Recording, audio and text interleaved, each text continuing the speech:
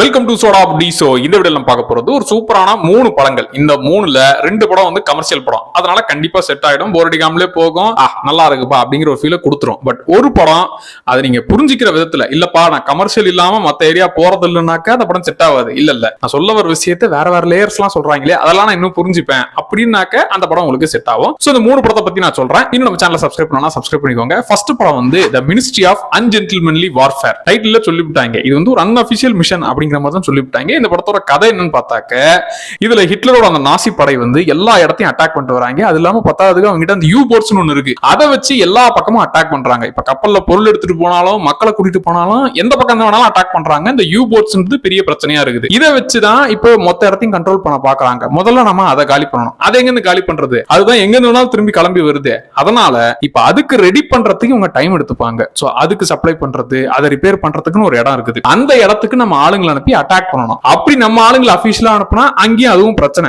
இதனால இது வந்து அன்அபிஷியலா நாட்டுக்காக நான் செய்கிறேன் அப்படிங்கிற மாதிரி தேவையில்ல, கோளாறு பிடிச்ச ஆளுங்க தான் நமக்கு தேவைன்னு இதுல நம்ம ஹீரோ ஹென்ரி கேவில கூப்பிட்டு வராங்க. நம்ம சூப்பர்மேனா தான் ஒரு கண்ணுல தெரியுறாரு. சோ அவரு கூப்பிட்டு வந்து, தம்பி நாங்க ஒண்ணு சொன்னா அசர வைக்கிற மாதிரி நீ ஒரு வேலையை பார்ப்ப, இதுக்கு நீ தான் கரெக்ட், இது நீ செஞ்சனா இதுல நீ மாட்டிக்கிட்டா பிரிட்டிஷ் ஆளுங்க பிடிச்சாங்கன்னா ஜெயில போட்டுருவாங்க, நீ ஹிட்லர் படைக்கிட்ட மாட்டிக்கிட்டனா புடிச்சு டார்ச்சர் பண்ணி கொல்லுவாங்க, எப்படி வசதினா நல்லா இருக்கே, கோளாறு பிடிச்ச வேலையா இருக்கே, அதுக்கு நான் தான் செட் ஆகுன்னு கோளாறு பிடிச்ச அவருடைய கேங்க கூட்டிக்கிட்டு இப்ப என்ன பண்ணணும், இந்த யூ போர்ட்ஸ் தயாரிக்கிற, அதாவது ரெடி பண்ற இடத்துக்கு போயிட்டு அதை அவனுங்க ரெடி பண்ண விடாம அந்த இடத்த காலி பண்ணணும். அதானே என் கோளாறு பைசா நான் கூட்டு போறேன், அந்த வேலையை முடிக்கிறேன்னு இவங்க ஒரு பக்கம். பத்தாவது 2 ஸ்பை ஏஜென்ட் உண்மையாவே அந்த இடத்துல இப்ப எல்லாம் ரெடி பண்ணிட்டு இருக்காங்கன்னு செக் பண்றதுக்கு 2 ஸ்பை ஏஜென்ட் ஒரு பக்கம் அனுப்புறாங்க. சோ இவங்க எல்லாரும் சேர்ந்து இந்த கோளாறு பிடிச்ச மிஷனை எப்படி அன்அபிஷியலா முடிச்சாங்கன்றதுதான் கதை. சரி, இந்த படத்துல பாசிட்டிவான விஷயங்கள் எடுத்துக்கிட்டா, வழக்கமா என் நாட்டுக்காக நான் செய்யறேன், எதிரி நாட்டை அழிக்காம நான் சும்மா விட மாட்டேன், இந்த டெம்ப்ளேட்ல 1000 படம் பார்த்துட்டோம். அந்த ஆங்கிள் இல்லாம இதுல செய்ய போறதே திருட்டுத்தனமான வேலை தான். இதுக்கு கோளாறு பிடிச்ச கேங்க தான் அனுப்பிச்சிருக்காங்க.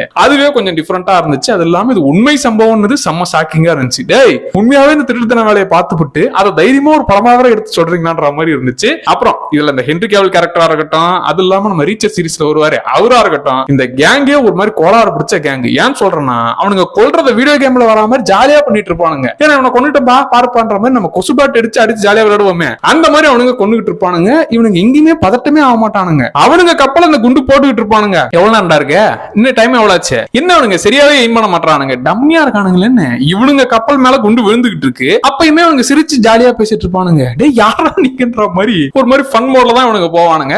அந்த 2 ஸ்பை ஏஜென்ட்டாச்சும் கொஞ்சம் அப்படியே என்ன நடக்குமோன்ற மாதிரி பதட்டமாவாங்க. சோ இந்த பதட்டமே இல்லாம ஒரு சூப்பர் கூல் டீமை வச்சுக்கிட்டு இப்படி நடக்கவே நடக்காத ஒரு மிஷனை சக்சஸ் பண்ணி எப்படா பண்ண போறாங்கன்ற அந்த ஒரு பதட்டத்தோட நாம தான் பதட்டமாவும், அவனுங்க அதெல்லாம் பண்ண மாட்டானுங்க. ஜாலியா போனது நல்லா இருந்துச்சுப்பா. ஒரு 200 பேர் அடிக்கிறாங்கன்னா அப்படின்ற மாதிரி ரத்த கலர் எல்லாம் அடிப்பாங்கல்ல, இதெல்லாம் அப்படிலாம் இருக்காது, செம்ம கேஷுவலா பண்ணுவானுங்க. டேய் உண்மையாவே நீங்க கொல்றீங்களா, என்னடா பண்றீங்கன்ற மாதிரி அந்த ஃபைட் சீனும் நல்லா இருந்துச்சு. அப்புறம் இதுல நெகட்டிவ்ஸா பட்டது, பெருசா பதட்டமாகறதோ இல்ல எதிர்பார்க்காத விஷயமோ எதுவுமே இருக்காது. சோ அவனுங்களே பதட்டமாக மாட்டானுங்க, அதனால நமக்கு அந்த டென்ஷன் வராது. அப்படியே ஸ்மூத்தா படம் போகும். ஒரு மாதிரி சூப்பர் கூல் டீம் வச்சு இந்த வேலையை எப்படா முடிச்சானுங்கன்ற மாதிரி ஜாலியா ஒரு படம் பார்க்கணும்னா இந்த படத்தை ட்ரை பண்ணுங்க. இந்த படம் தமிழ் டப்பிங்ல இருக்குது. 2வது படம் வருவோம், பாரடைஸ் அப்படிங்கிற மலையாள படம். இந்த படம் தமிழ் டப்பிங்ல கிடையாதுப்பா. இதுதான் அந்த கமர்ஷியல் படம் இல்லன்னு சொன்னல, அது இந்த படம் தான். சரி, இந்த படத்தோட கதை என்னன்னு பார்த்தாக்க, ஹீரோவும் ஹீரோயினும் நம்மளுடைய திருமண நாள், அதாவது மேரேஜ் ஆனிவர்சரி நம்ம ஸ்ரீலங்கால போய் கொண்டாடலாம். இந்த ராமாயண டூர் அதை நம்ம எக்ஸ்பீரியன்ஸ் பண்ணலாம், வாங்க இங்கதான் ராவன் இருந்தாராம், இங்கதான் சீதையை கடத்திட்டு வந்து வச்சாராம், அந்த இடத்துல நம்ம எக்ஸ்ப்ளோர் பண்ணலான்ற மாதிரியே கல்யாண நாள கொண்டாடுறதுக்காக ஸ்ரீலங்காவுக்கு வந்திருக்காங்க.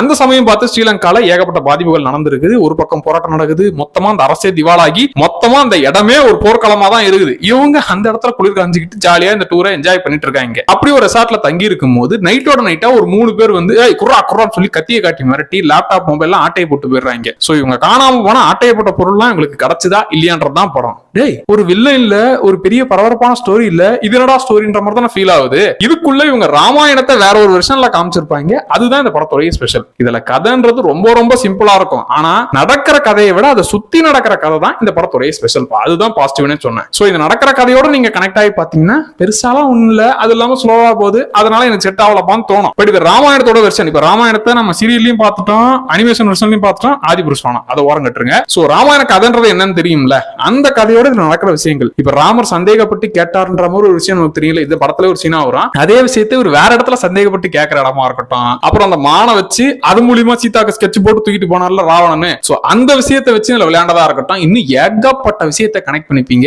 அது இல்லாம இந்த மாதிரி தப்பு நடந்தா இவங்க தான் காரணமா இருப்பாங்கன்னு போலீஸ்காரங்க இவரக்கமே எல்லாம் எப்படா புடிச்சிட்டு வந்து ஆளுங்களை சரண்டர் பண்றானுங்கன்னு. டேய், தப்பு செஞ்சவனை விட்டுப்புட்டு ஏன்டா அவனை புடிச்சு கூட்டு வரன்ற மாதிரி அதை அசால்ட்டா பண்றது. ஒருத்தன் செத்துக்கிட்டு இருப்பான், அப்ப கூட ஹீரோக்கு என் மொபைல் எங்க, என் லேப்டாப் எங்கன்னு அதுலயே அவன் குறியா இருக்கிறது. ஹீரோ கேரக்டர் கொஞ்சம் கொஞ்சமா எப்படிப்பட்டவன் நமக்கு சொல்றது. இந்த மாதிரி ஹிடன் லேயர்ஸா இவங்க ஏகப்பட்ட விஷயத்தை சொல்லிருப்பாங்க. சோ நீங்க ராமாயண கதையை மைண்ட்ல வச்சுக்கிட்டு நடக்கிற விஷயத்தை இந்த கதையோட கனெக்ட் பண்ணிக்கிட்டு நான் ஒரு புது வெர்ஷன்ல இதை புரிஞ்சுக்கிறேன்னா ஏகப்பட்ட விஷயம் உங்களுக்கு புரியும். சோ அதுதான் இந்த படத்துடைய பெரிய பிளஸ். அப்புறம் கடைசி சம்பவம் எதிர்பார்க்காத ஒரு விஷயமா இருக்கும். அதுக்கான லீடர் நடுவுல அவங்க சொல்லிருப்பாங்க. ராமாயணத்துல ஒரு வெர்ஷன் தான் இருக்குன்னு யாருக்கு தெரியும், 300 வெர்ஷன் இருக்கு. ஏகப்பட்ட வெர்ஷன்ல என்னென்னமோ நடந்திருக்குன்ற மாதிரி ஹீரோயின் கரெக்டா சொல்லலாம். அப்ப புரியல, இப்ப புரியுதுன்ற மாதிரி ஒரு மூமெண்ட்டும் வரும். அந்த கதைக்குள்ள கதையா பார்த்திபன் ஸ்டைல்ல புரியாம ஒரு விஷயத்தை நீங்க சொல்றீங்க பாத்தீங்களா, அதை நான் புரிஞ்சுக்க ட்ரை பண்றேன். நீங்க இடன் லேயர்ஸ் எல்லாம் தேடிக்கிட்டு ராமாயணத்தோட கனெக்ட் பண்ணி பாத்தீங்கன்னா சமடா சிம்பிள் கதையில வேற ஒரு லேயர் செம்மையா சொல்லிவிட்டீங்கன்ற மாதிரி ஒரு ஃபீல் கொடுத்த படம். முடிஞ்சா ட்ரை பண்ணி பாருங்க. அப்புறம் இந்த படம் தமிழ் டப்பிங்ல இல்லப்பா. அடுத்து சொல்ல போற கொரியன் படமும் தமிழ் டப்பிங்ல இல்ல. இந்த கொரியன் படம் வந்து டார்கெட் அப்படிங்கிற படம். இது வந்து செம்ம கமர்ஷியல் படம்பா. நமக்கு இந்த குழப்பற இந்த ஸ்லோவா போற அந்த ஏரியாலாம் நம்ம வேணாம்பா. செம்ம கமர்ஷியலா சும்மா சேசிங் அது இதுன்னு இருக்கணும்னா இந்த படத்தை ட்ரை பண்ணுங்க. டார்கெட்ன்ற படம். இந்த படத்தோட கதை என்னன்னு பார்த்தாக்க, ஹீரோயின் வந்து செகண்ட் ஹேண்ட்ல வாஷிங் மிஷின் வாங்கணும்னு ஆசைப்படுறா. அது வாங்க ஆசைப்பட்டதான் பெரிய தப்பு. அப்படி வாங்கிட்டா வந்தது டம்மி பீஸ், வில்ல ஏமாத்தி தள்ள கட்டான். ஐயோ, நம்ம காசு குத்து வாங்கினது இப்படி வீணா போச்சேன்னு நினைச்சுக்கிட்டு இருக்க. இப்ப வாங்கினது ஏமாத்தனவன சும்மா விடுவாளா, போட்டு கிளி கிளின்னு கொரியன்ல இருக்கிற எல்லா கெட்ட வார்த்தையும் போட்டு கிழிச்சிட்டா. அங்க ஏமாத்தினவன் சீரியல் கில்லரு. இங்க பாரு, என்ன ஓவரா திட்டி விட்ட மவளை, வாஷிங் மிஷின் ஏமாத்திட்டு நான் போறதான் இருந்தேன். இப்ப என்ன திட்டி விடுறதுனால மவளை உன்னை தீர்த்து கட்டாம நான் போக மாட்டேன்னு, இனிமேல் உனக்கு 7.5 ஆரம்பம்னு. அதுக்கப்புறம் நடக்க போற சம்பவங்கள் தான். இந்த அப்பாவி பொண்ணு எப்படி தப்பிச்சா, அந்த சைக்கோ கொலகாரன் கிட்ட இருந்து இவ எப்படி மாட்டாம சிக்காம என்னெல்லாம் செஞ்சான்றதுதான் இந்த படம். இந்த படத்துல பாசிட்டிவ் எடுத்துக்கிட்டா சிம்பிளான ஒரு விஷயத்தை வச்சுக்கிட்டு இவனுங்க கொண்டு போவானுங்க பாருங்க. ஒரு கட்டத்துல அந்த ஹீரோயினை டென்ஷன் ஆகிறத விட நம்மள டென்ஷன் ஆக்குவானுங்க. ஏமா இவன்ட்ட தேவலாம வம்பு வச்சுக்கிட்டேன்ற மாதிரி. அப்புறம் எதிர்பார்க்காத ஒரு விஷயத்த முடிப்பானுங்க. அதுவும் நல்லா இருந்துச்சுப்பா. அப்புறம் அந்த வில்லன் கேரக்டர் பெருசாவும் வரமாட்டான். டேய் டேய், நீ வர்றதுக்கு கொஞ்ச நேரமா இருந்தாலும் அது வரைக்கும் மிரட்டி வச்சிருக்கியடான்ற மாதிரி ஒரு பக்கா கமர்ஷியல் படம். கொரியன் படம் தான் அப்படியே விறுவிறுப்பா போகணும்பா. அதுதான் நமக்கு செட் ஆகும்னா இந்த படத்தை ட்ரை பண்ணுங்க. கொஞ்சம் அந்த கதையை செட் பண்ண இந்த வாஷிங் மிஷின் மேட்ரு, வில்லனை திட்டுற மேட்ரு கொஞ்சம் டைம் எடுப்பானுங்க. அதுக்கப்புறம் ஜெட் ஸ்பீட்ல ஆரம்பிச்சானுங்கன்னா படம் முடிகிற வரைக்கும் ஃபுல் ஸ்பீட் தான். ஃபர்ஸ்ட் படம் தமிழ் டப்பிங்ல இருக்குது. மத்த 2 படங்களும் தமிழ் டப்பிங்ல இல்ல. இந்த 3 படங்களும் அமேசான் பிரைம்லயே இருக்குது. சோ தாராளமா இந்த 3 படங்களையும் ட்ரை பண்ணுங்க. இன்னும் நம்ம சேனலை சப்ஸ்கிரைப் பண்ணா சப்ஸ்கிரைப் பண்ணிக்கோங்க. அடுத்த வீடியோல திரும்ப வரேன். Tata bye.